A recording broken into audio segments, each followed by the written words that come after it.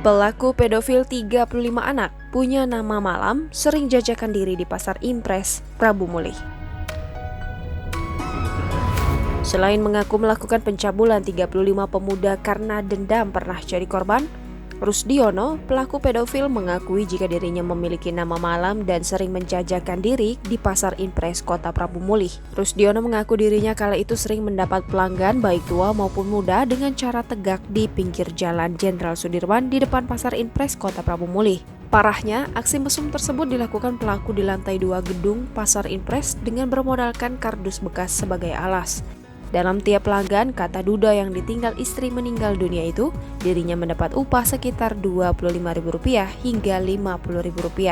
Pria yang mengaku pernah memiliki istri namun meninggal dunia ini menuturkan, setelah pertama mencoba dirinya menjadi ketagihan dan pencabulan tersebut terus dilakukan hingga terakhir tahun 2020 itu. Ia melakukan aksi pencabulan itu dengan cara menggerayangi tubuh temannya dan membuka celana. Setelah sekali mencoba, Rusdiono mengaku ketagihan dan kembali melakukan dengan sesama teman serta keluarga ketika datang ke rumahnya.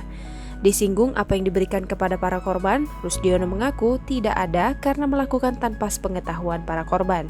Jajaran Satuan Reserse Kriminal Polres Prabu Mulih berhasil meringkus seorang pelaku pedofil terhadap anak di bawah umur. Pelaku diringkus polisi lantaran beberapa keluarga korban melapor ke Polres Prabu Mulih. Kapolres Prabu Mulih AKBP Siswandi melalui Kasat Reskrim AKP Abdul Rahman membenarkan penangkapan pelaku pedofil pencabulan tersebut.